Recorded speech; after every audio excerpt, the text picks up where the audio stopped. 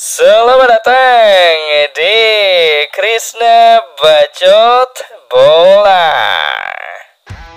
Tim nasional Indonesia Suhan Sintayong akan menjalani laga hidup mati di partai kedua melawan sesama wakil Asia Tenggara, yaitu Vietnam.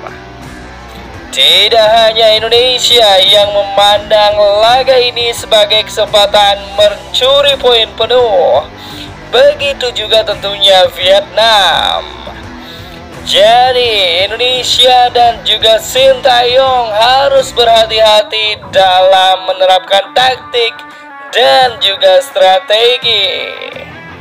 Jika Mimin lihat pertemuan antara tim nasional Indonesia dan juga Vietnam cenderung melahirkan laga yang syarat akan emosi dan juga cenderung merugikan tim nasional Indonesia biasanya.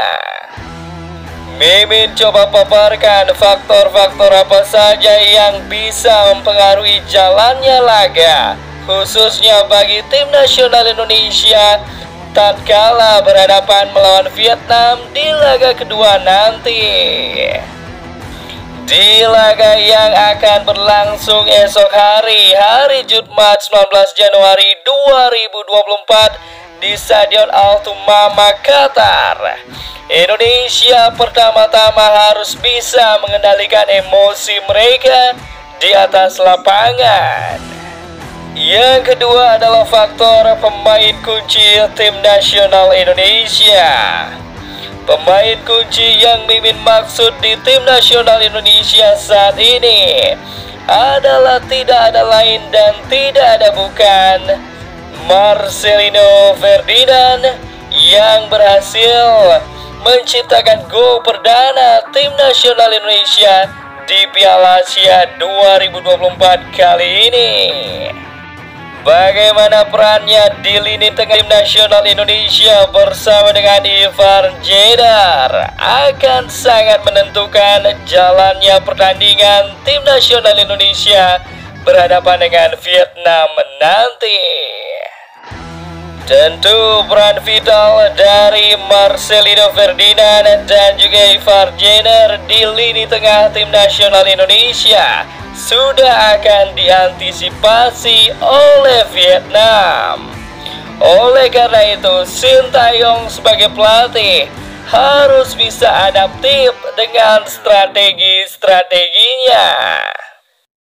Seandainya Marcelino Ferdinand dan juga Ivar Jenner dikunci di lini tengah, sektor sayap yang diisi oleh Sein Patinama dan juga Yakob Sayuri menjadi opsi kedua serangan tim nasional Indonesia menurut pandangan Mimin. Selain pengendalian emosi dan juga taktik strategi yang harus diterapkan tim nasional Indonesia dalam berhadapan dengan Vietnam, Mimin juga menyoroti kinerja lini depan tim nasional Indonesia yang belum maksimal. Hal itu dibuktikan dengan terciptanya gol oleh Marcelino Ferdinand yang berposisi sebagai pemain gelandang dan banyaknya peluang tim nasional Indonesia yang terbuang sia-sia karena mandulnya sektor lini depan. Mandulnya lini depan tim nasional Indonesia berbanding lurus dengan rapuhnya lini belakang tim nasional Indonesia. Sebelum berhadapan dengan Vietnam di laga kedua nanti, Sintayong harus membenahi rapuhnya lini pertahanan tim nasional Indonesia.